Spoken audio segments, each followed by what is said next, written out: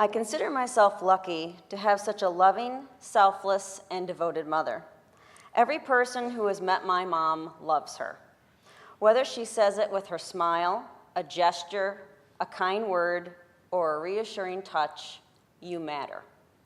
And so I am sharing 2 blog posts that highlight her nurturing Italian Catholic mothering style.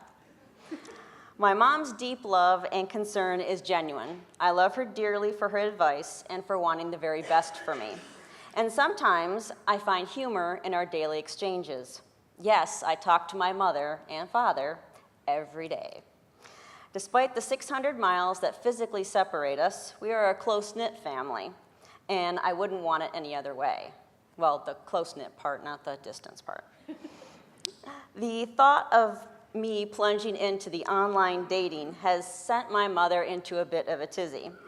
But for those of us over 40, let's face it, we do not have many other alternatives. I don't like the idea of you doing this online dating thing. Did you see Criminal Minds this week? You saw what happened to those girls. Yes. I'd feel better if one of your friends set you up with someone. You know they tried. They were all old. Age shouldn't matter. Well, in theory, I agree, but I'm not attracted to old men. They weren't all that old.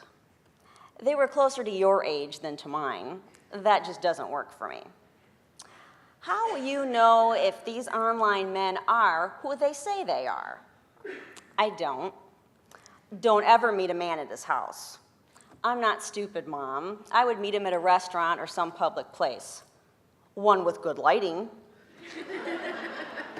Yes.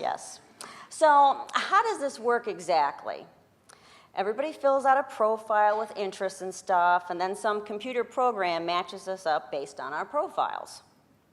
But they could use somebody else's picture. Yes, they could, but that would be pretty stupid, and I wouldn't sign up for a free site. I'd use one you'd have to pay for. That should weed out some of the riffraff. I love you, and I just want you to be happy. I know, I love you too. Let's change the subject. So, did you see the segment on the news about the Villages? For those of you that aren't familiar with the Villages, it's a popular retirement community in Florida. No, I didn't. Well, there has been a drastic rise in STDs among the residents. Since the women can't get pregnant, they're not practicing safe sex. And the men are spreading venereal diseases around like wildfire. And that's my mom, master of subtlety. After Mom read that last blog post, she asked me to clarify her position on a certain subject. I liked your post. It was funny, but I didn't like how you ended it. I don't want people to think that I condone sex outside of marriage, because I don't.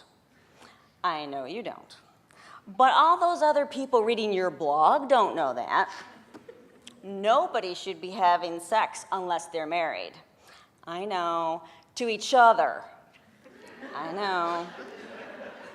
Period. I know. It's not right, so fix it. Okay, Mom, I'll write another post. It's the least I can do. I wouldn't want you to lose sleep over it. Good. And I have other things to lose sleep over. And you should put something in your profile, too. That way, the men won't get the wrong idea. Mom, I think I can weed out those guys without a grand declaration in writing. Some men are animals, and they just want sex. I know. A lot has changed in the last 20 years, but that part has remained the same. I dealt with them before. I can deal with them again. I just worry about you. I know, don't worry. Of course I'll worry. And I'll say a rosary. You and me both. I assure you, my friends, sleep was lost, rosaries were said, and candles were lit. And I am sure a novena was thrown in for good measure. All of the angels and saints are on alert to watch over me and to find me a husband. With that kind of support, I am bound to find a decent, loving, faithful man. So I thank Mom every day for her prayers and support because I honestly do appreciate her. And it's also an effective way to interrupt her, "Don't have sex until you're married" spiel.